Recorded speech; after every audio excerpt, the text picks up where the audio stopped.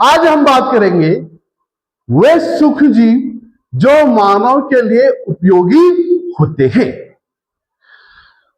मानव के लिए जो उपयोगी सूक्ष्म जीव है, कुछ सूक्ष्म जीव ऐसे हैं जो भूमि की उर्वरा शक्ति को बढ़ाते हैं। कुछ सूक्ष्म जीव ऐसे हैं जिनका उपयोग हम डेयरी उद्योग में करते हैं। डेयरी के जो प्रोडक्ट होते हैं, चाहे वो दही है, पनीर है, मक्खन है, इनको बनाने में हम उसका उपयोग करते हैं।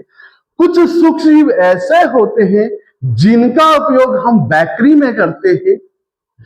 कुछ सूक्ष्म जीव ऐसे हैं जिनका उपयोग हम दवाइयों के निर्माण में करते हैं, और मुख्य रूप से जो एंटीबायोटिक दवाइयां बनाई जाती हैं, इनमें सूक्ष्म जीवों का ही उपयोग होता है। कुछ सूक्ष्म जीवों का उपयोग हम फर्मेंटेशन में, या जहां एल्कोहल आदि का निर्माण होता है, वहां पे भी हम करते हैं।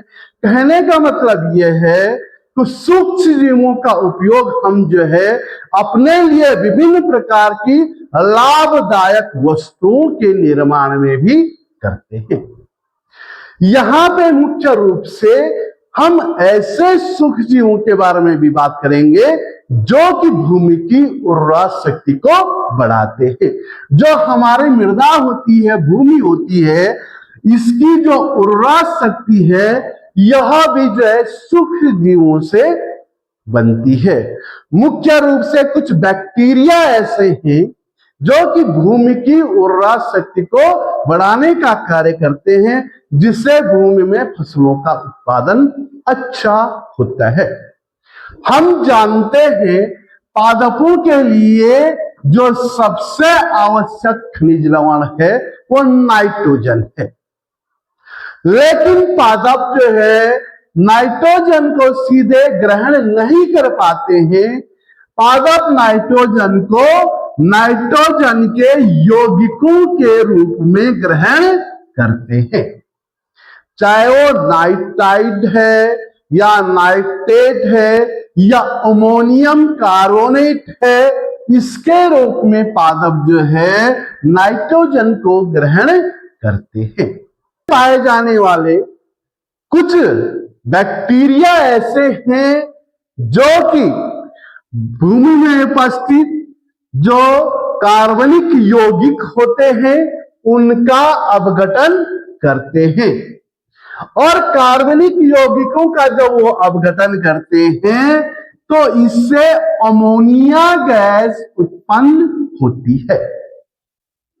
जो अमोनिया गैस उत्पन्न होती है, यह कार्बन डाइऑक्साइड से अभिक्रिया करती है और नाइट्रोजन के यौगिकों का निर्माण करती है। ध्यान देना, जो भूमि में उपस्थित जो प्रोटीन थी, प्रोटीन का अपघटन हुआ और अमोनिया का निर्माण होता है। किसका निर्माण होता है? अमोनिया का निर्माण होता है। यह कार्बन डाइऑक्साइड से अभिक्रिया करता है और NH2COO NH4 का निर्माण होता है। जो ये NH2COO NH4 है, इसका पुनः अपघटन होता है और NH2CO NH2 का निर्माण होता है और जल अलग होता है। तो इन्हें हम कहते हैं अमोनिफाइंग बैक्टीरिया। वे बैक्टीरिया जो यौगिकों का निर्माण करते हैं या नाइट्रोजन के यौगिकों का निर्माण करते हैं, उन्हें हम अमोनिफाइंग बैक्टीरिया कहते हैं। जैसे बैसिलस मेरिस्मस से भूमि की उर्वरा शक्ति बढ़ती है। दूसरे हैं नाइट्रीफाइंग बैक्टीरिया। जो नाइट्रीफाइंग बैक्टीरिया होते हैं, ये मृदा में रहते हैं, मिट्टी में रहते हैं, तथा मिट्टी के कणों के बीच में जो नाइट्रोजन होती है, और जो ऑक्सीजन होती है इसका संघनन करते हैं। यहां देखो, जो मिट्टी में जो नाइट्रोजन थी तथा जो ऑक्सीजन थी, इन्होंने आपस में अभिक्रिया की और नाइट्राइट का निर्माण किया।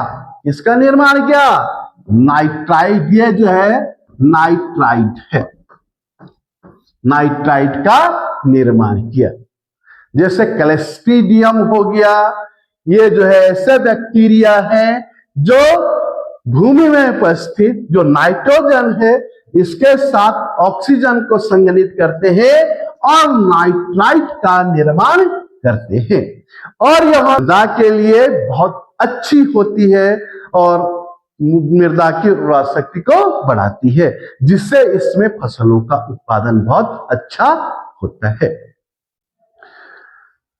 कुछ नाइट्रीफाइंग बैक्टीरिया ऐसे होते हैं जो कि लेग्युमिनेसी कुल के जो पौधे होते हैं उनकी जड़ों में पाए जाते हैं, और ये क्या करते हैं, सहजीवी जीवन यापन करते हैं, पौधों के जड़ों में से जो है भोजन को ग्रहण करते हैं, साथ ही साथ पौधे को जो है जो वायु में उपस्थित जो नाइट्रोजन थी इसको नाइट्राइट तथा नाइट्रेट में बदलने का कार्य करते हैं, और जिससे पौधे को आसानी से नाइट्रोजन के यौगिक उपलब्ध होते हैं तथा उस मिट्टी की उर्वरा शक्ति भी बढ़ जाती है।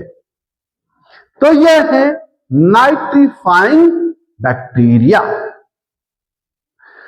अब कुछ बैक्टीरिया ऐसे होते हैं जो कि अमोनिया को नाइट्राइट में बदलते हैं, तथा कुछ बैक्टीरिया ऐसे होते हैं जो नाइट्राइट को नाइट्रेट में बदलने का कार्य करते हैं। यहां देखो NH4 है अमोनिया, अमोनिया इसके साथ जो है ऑक्सीजन ने अभिक्रिया की और जो है नाइट्राइट का निर्माण हो रहा है, साथ ही साथ इसमें हाइड्रोजन आयन अलग हो रहे हैं और जल अलग हो रहा है। करेंगे 3O2, इसके अलावा जो है ये जो है 4H2 और 2H2O, ये 4H होगा सिर्फ, हाँ ये तो जो है अमोनिया के साथ ऑक्सीजन अभिक्रिया कर रही है और नाइट्राइट का निर्माण हो रहा है।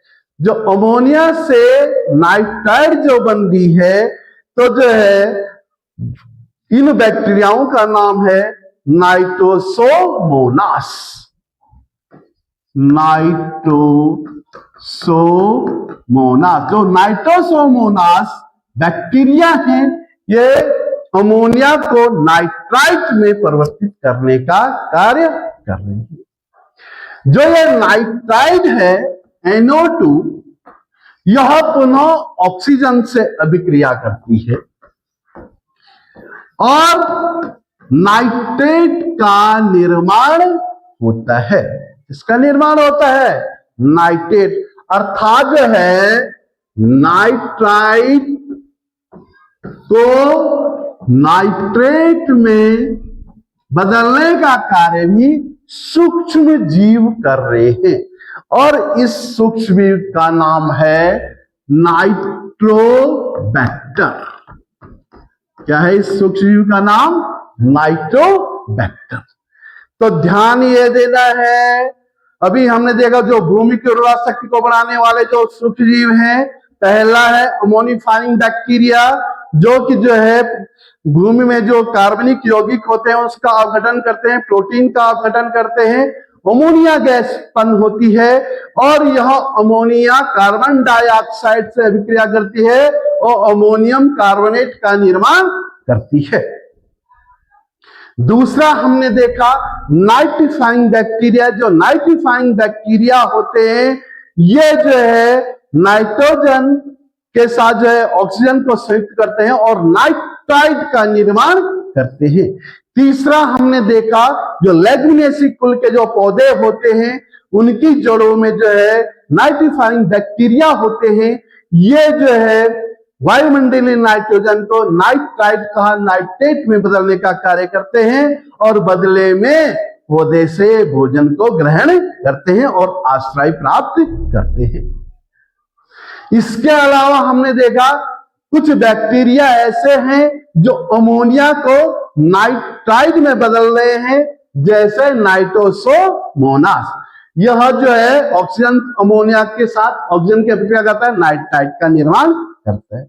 कुछ बैक्टीरिया ऐसे हैं जो नाइट्राइड को नाइट्रेट में बदलने का कार्य कर रहे हैं, जैसे नाइट्रोबैक्टर। तो इस प्रकार से ये ऐसे सूक्ष्म जीव हैं जो कि भूमि की उर्वरा शक्ति को बढ़ाते हैं। किसकी उर्वरा शक्ति को बढ़ाते हैं? भूमि की उर्वरा शक्ति को बढ़ाते हैं। तो जो है आज के लिए इतना बहुत है।